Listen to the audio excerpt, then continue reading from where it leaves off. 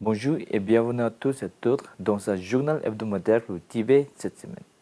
Je suis Pema Chawang avec une nouvelle édition d'actualité sur le Tibet, sa sainteté le Dalai Lama et l'administration centrale tibétaine. Voici les titres de cette semaine. Sa sainteté le Dalai Lama assiste à une cérémonie de prière pour sa longue vie offerte par des groupes tibétains. Le moine tibétain Dzogchen Gyatso, libéré après plusieurs mois de détention, sa santé jugée préoccupante.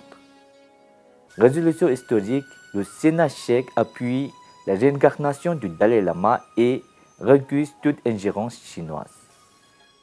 L'Australie et la Nouvelle-Zélande dénoncent une érosion des droits et libertés au Tibet. Le représentant Rinzin Kengan rencontre le président français Emmanuel Macron. Le représentant Dr. Tsewan Gyalpo Arya s'adresse aux législateurs japonais. Aperçu hebdomadaire, l'année de la compassion.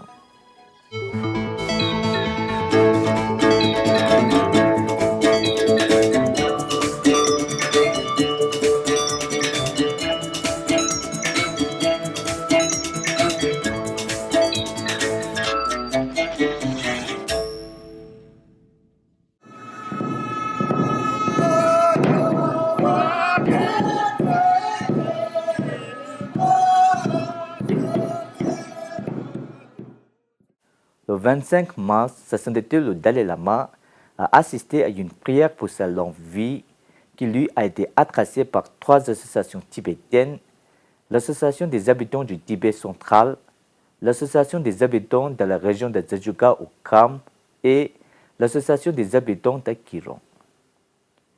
L'Association des habitants du Tibet central a remis à sa sainteté un emblème qu'elle a décrit comme le prix de refuge du monde.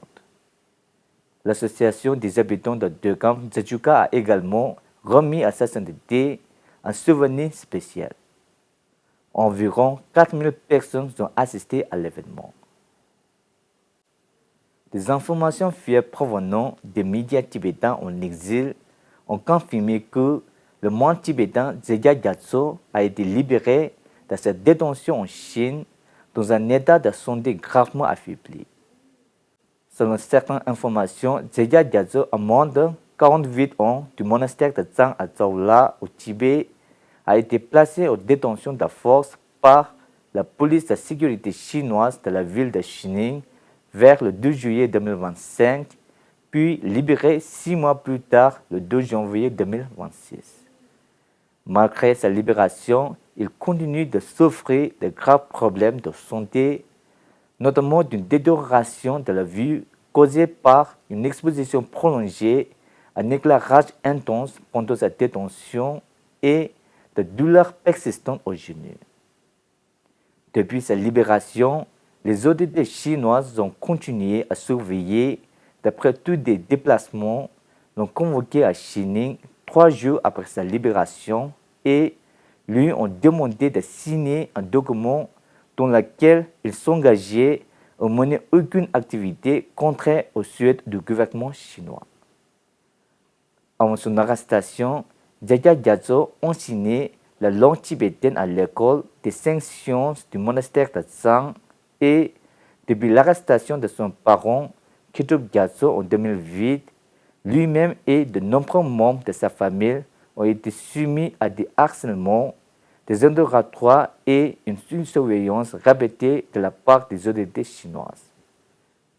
Le Bureau des droits de l'homme du département de l'information et des relations internationales a recensé au moins 80 cas connus des Tibétains décédés des suites directes de tortures infligées par les autorités chinoises et note en outre que dans un certain nombre de ces cas, les membres de la famille des victimes ont eux-mêmes subi de graves conséquences à la suite de l'emprisonnement et du décès de leurs proches. Dans un élan historique de solidarité internationale, le Sénat tchèque a adopté le 25 mars 2026 une résolution historique défendant la liberté religieuse du peuple tibétain et son droit exclusif de désigner son futur chef spirituel. La motion a été adoptée à une écrasante majorité de 40 voix pour et aucune contre, marquant ainsi un rejet unanime des récentes initiatives législatives de la République populaire de Chine visant à contrôler l'identité spirituelle tibétaine. Présenté par le vice-président du Sénat Yitka Setlova et soutenu par les sénateurs Rimsek Rapaz, Breslov Rechlik et Yuri Ruzetka, cette résolution met en avant les relations de longue date entre la République tchèque et le Tibet.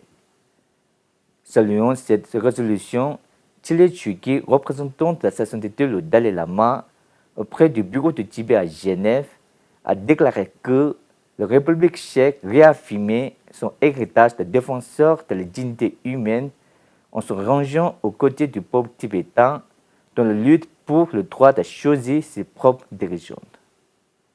Le représentant Thilé Chuki a également participé à la conférence de Prague condamnant la sinisation du Tibet et en misant en lumière les défis actuels, notamment la répression transnationale et le contrôle systématique au sein du Tibet.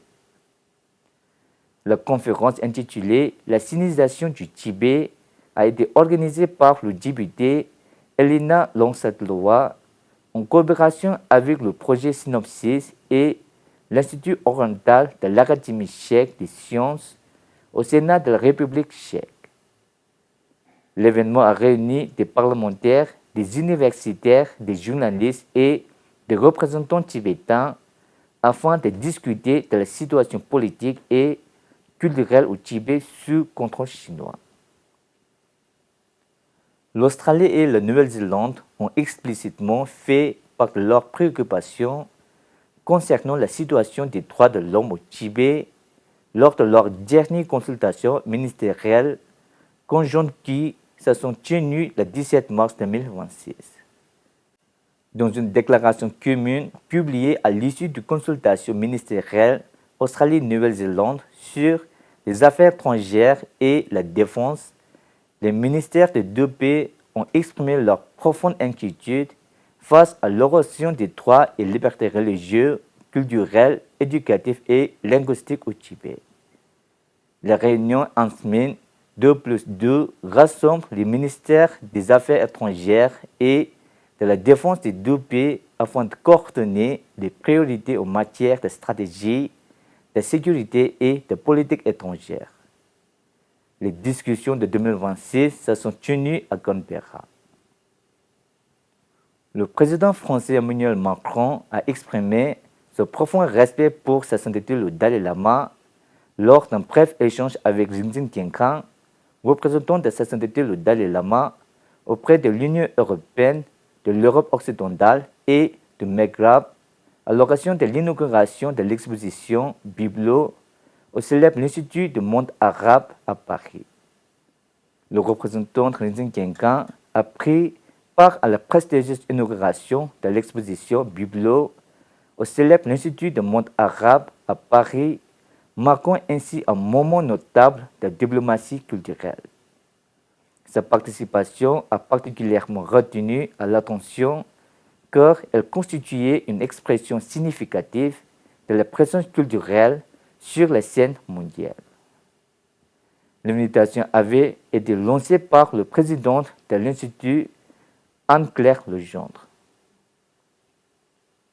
Le représentant Tsewan Gyalpo Arya du bureau de liaison de sa sainteté le 14e Dalai Lama a rencontré cette semaine au Parlement japonais à Nakatacho les députés Eriko Yamatani et Akimasa Ishikawa, respectivement présidente et ancien secrétaire général du groupe parlementaire japonais de soutien au Tibet. Le représentant Tsewan Gyalpo Arya a informé les deux parlementaires de la récente loi chinoise sur la promotion de l'unité et du progrès ethnique, leur a remis un résumé de cette loi et expliqué que l'objectif de cette loi du PCC était de légitimer la politique du régime visant à détruire et à assimiler l'identité, la langue et la culture des minorités nationales, ainsi que de criminaliser les activités s'opposant à cette campagne d'assimilation.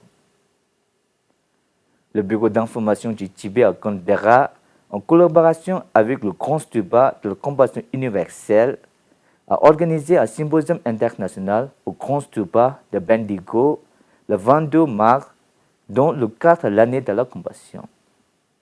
L'événement a réuni environ 200 participants, dont des dirigeants bouddhistes, des universitaires et des représentants de la communauté, afin d'explorer comment des valeurs bouddhistes intemporelles peuvent être appliquées concrètement pour contribuer à bâtir un monde plus pacifique et harmonieux. Dans le cadre des célébrations de l'année de la compassion, une grande campagne de nettoyage a été menée avec succès dans la région de Sotan le 25 mars.